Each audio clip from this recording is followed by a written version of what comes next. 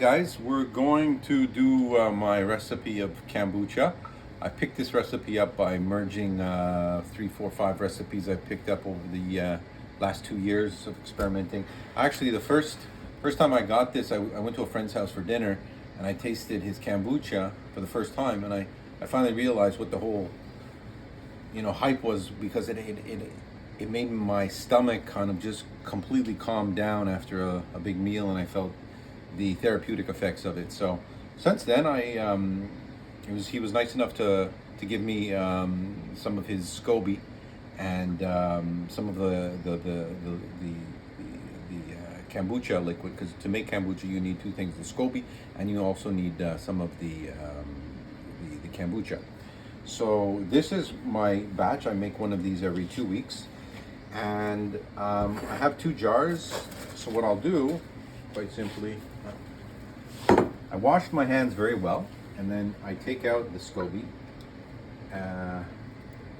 which sometimes falls apart. This is the top layer, and this is going to be the bottom layer. So every time you make a kombucha recipe, your Scoby gets thicker. You get layer after layer. It's kind of like the rings of a tree. The older it is, the more rings there are. So what I do is I'm going to take a strainer. Put this strainer. I actually have a better one that works well. It's a fine strainer, because I don't want any of the. Sometimes there's these little particles on the bottom. I don't want to get that. Now I'm going to take about 20% of my kombucha, which is finished, which is ready, and it's called backslopping. So what you do to make your next kombucha is you need some of your old kombucha, which wasn't refrigerated, mind you. So this just came out of my pantry. It was there since December 7th. So now it's about 14 days. It's been fermenting for 14 days. So this is my finished kombucha, which I'll actually strain it again to get rid of the little particles. I'll put it in the refrigerator and enjoy it as I want. Now this is going to be my new recipe. I keep the Scoby here wrapped up because I have to move on to making the sweet tea. And for that, I'm going to need my black tea, and I'm going to need some ginseng. This time around, I'm trying something a little different. I'm going to add now I've boiled some water, because when you're making kombucha, you don't want to use tap water because of the chlorine, and by boiling it, you're removing the chlorine. And this is a gallon, or 3 liters. So I'm filling this up with 1 quart of boiling water.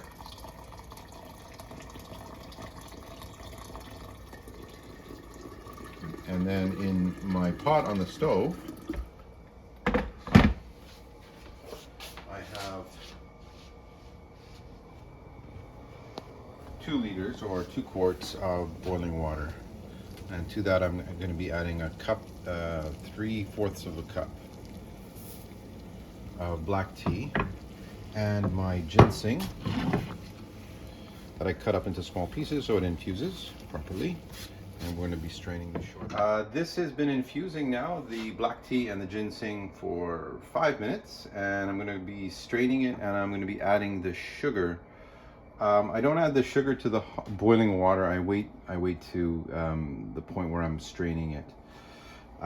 So let's do that. I'm going to add 1 cup of sugar for the gallon. So this is a 1/2 cup plus another 1/2 cup is 1 cup. Seems like a lot of sugar, but believe it or not, that sugar is the food for the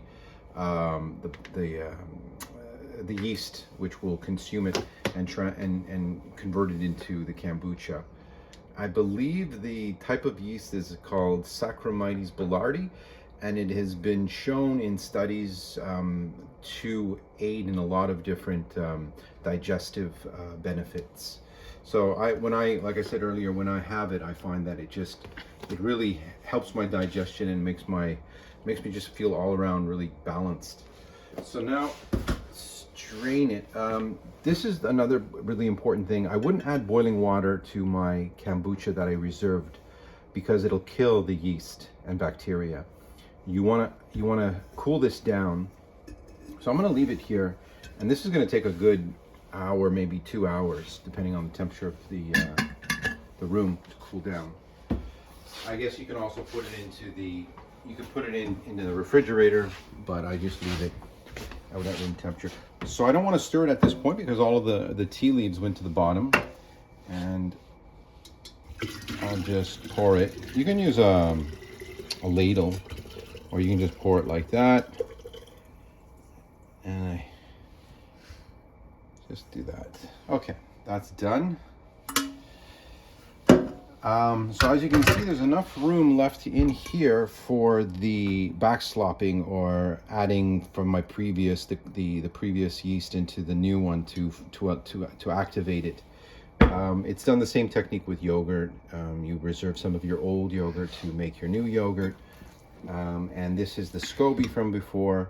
If you find your Scoby is too thick, what you do is you put it into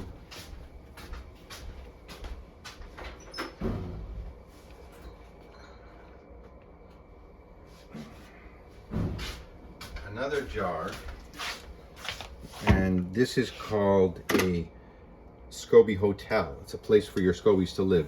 And what you'll do is, when this sweet tea is cooled off, you just feed this once a month, basically, with some more sweet tea. The reason why people keep their Scobies, well, first of all, if your Scobies get too thick, instead of throwing in the garbage, you can keep it in here in case of an emergency. Let's say one batch goes bad, you'll have another Scoby, and you'll have the liquid to start. Or let's say you're having a party and you need to make extra kombucha, you can always go take your Scoby and do another big batch. Now, the other most important thing that I learned about, took me a few attempts, is the type of tea to use. You want to get ideally organic, or just a good type of, no, I wouldn't say a good, because I mean the best green teas cost a fortune, but this is a basic grade green tea, and it doesn't have any flavor, because you can get green tea with like an Earl Grey flavor with bergamot in it, but just a plain green tea, loose leaf, is what you can use if you're going the green tea kombucha way. The other way is black tea, and you can get, this is this loose leaf black tea. You can get this, or you can use tea bags. This is what actually is inside of a tea bag. It's just grains like that. Or you can, for that amount that I did today, I would use about 4 or 5 tea bags, regular size tea bags. I would steep it for 5 minutes, and it would give me the same kind of flavor in here. So if you want, you can also experiment by adding hibiscus. That's hibiscus. Or you can add, I've never done it with chamomile tea, but you could. I did it with ginger, as you can see. And yeah, I've also tried with lavender. That was delicious. That gave a nice aroma. And also rose petals. Rose is a nice addition. So that being said, about the teas, we discussed that. It's important to get good quality teas that don't have any infused flavors. So I'm gonna let this cool down, and when I come back, we'll add the Scoby, and then I'll put it in the pantry and let it go. Voila. So we were talking about letting it cool down for about 2 hours on the countertop, and then I just realized, if you're in a bind, it's late at night, or what, you can just put it in the sink like I did. Especially now, it's winter time where I live, and the water comes out really cold. So I don't usually like wasting this much water, but if you need to cool it down, you can put it in a water bath. Or actually, what I should have done is just put it outside where it's minus 10 degrees Celsius right now. Next time I'll do that. So important, don't add your Scoby when it's too hot, otherwise it'll kill the bacteria and you won't have kombucha. So I have this like $5-6 little thermometer, which is really accurate. I use it for yogurt a lot, and it's giving me, you want it to be between 75 and 85 Fahrenheit. That's the temperature you're going to be fermenting your kombucha at. So you don't want it to be hotter than that. And right now I'm at 80 Fahrenheit. And of course, when I add the previous batch, which has all the bacteria and yeast, it'll even go lower than that. And mind you, I filtered that. And I stir it to dissolve the sugars. Just to double check. Temperature we are at, I don't know if you can see that. Right here it says, so that's 80, it's right on 80. And great, okay, so all we have to do is add the Scoby, which is here.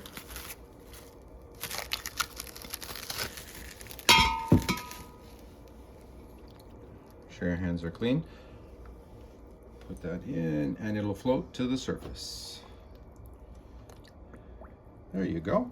Pretty simple. Some of this. This has all the bacteria. Don't lose that. I obviously didn't add this, the remaining, because I had too much. And I reused my coffee filter again. I just put the other date. And by the way, I wasn't accurate at the beginning of the video when I said I had fermented it for 13 days. It's actually 16 days, because the last batch I made December 7th, and then the new batch is on the 23rd. So it's around 16, 17 days. I guess because I use such a large volume, it takes longer. I mean, when you watch other videos and research kombucha, they say 10 days, or taste 7 to 10 days and taste it at the 7-day mark.